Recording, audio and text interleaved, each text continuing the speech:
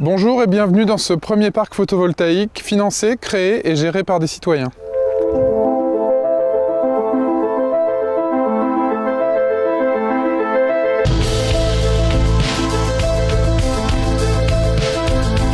Il y a eu ici un gros combat contre les gaz de schiste qui a été victorieux, et à la fin du combat, les gens se sont dit ce serait bien qu'on se batte plutôt pour quelque chose plutôt que contre, et est venue l'idée de ce parc photovoltaïque. Ouais, je suis habitant à Aubais et j'étais motivé pour participer à ce projet collectif. J'ai investi donc 500 € dans le projet du parc photovoltaïque à Aubais. On a souscrit dans notre famille 4 parts pour ce projet. L'idée, c'était vraiment de financer un projet local, donc avoir des souscripteurs qui soient du village ou des environs, qui ont souscrit en général avec des parts de 100 à 500 €. Tout ça avec un gros coup de pouce de la région nous a permis de porter un projet sans aucun euro des banques. On n'a pas fait d'emprunt bancaire du tout. Et voilà le résultat.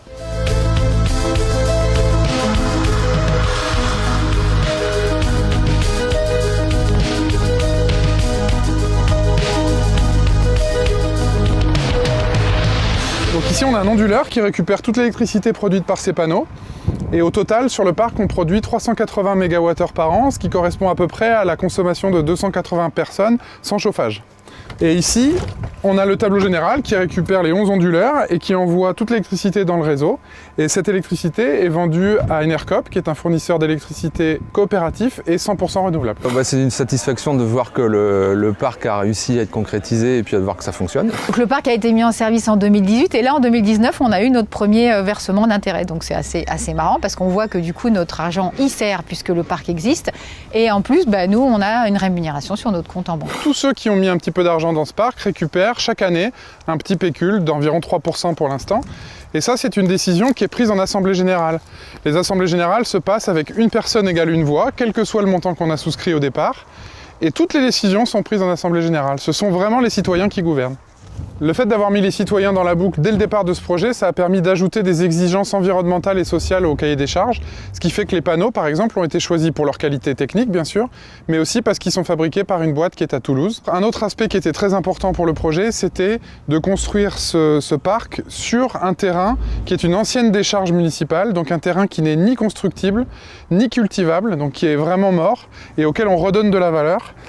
Et par exemple, vous avez ici des bacs qui permettent de tenir les panneaux, et ces bacs sont entièrement démontables, ce qui fait qu'à la fin du projet, avec quelques coups de tournevis, l'ensemble du parc peut être démonté pour aller vers des filières de recyclage.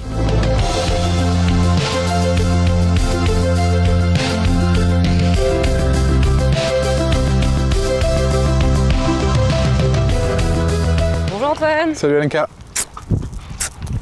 Ça va? Ça va tranquille et toi? Ça va bien.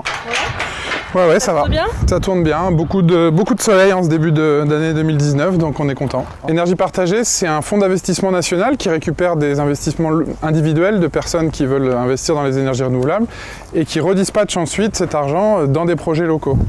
Et je crois que vraiment c'était un parachute formidable pour nous d'avoir ça, parce qu'on savait que dès le départ, quelles que soient les contributions citoyennes qu'on aurait localement à Aubais, Énergie partagée serait là pour apporter le complément et finaliser le projet. Cette transition énergétique, elle est indispensable aujourd'hui. Il faut pouvoir sortir des énergies fossiles et fissile.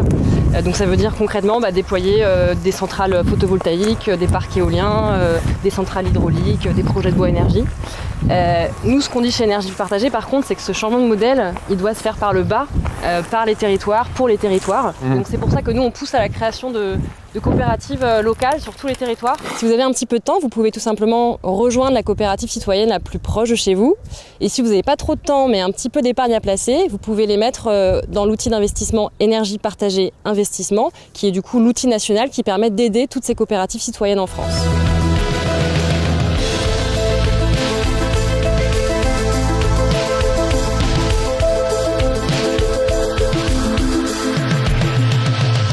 En AG, on a décidé qu'il fallait qu'on ait toujours 5 000 € sur le compte en banque. Okay. Et on va investir 20 000 € chez Énergie partagée.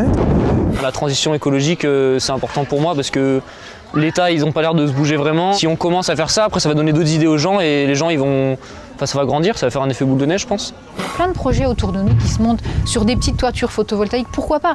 On est dans une région où il y a beaucoup de soleil, utilisons-le. Ça a déjà permis de créer beaucoup de liens. Ensuite, ça a permis aux gens de se former, d'apprendre beaucoup de choses.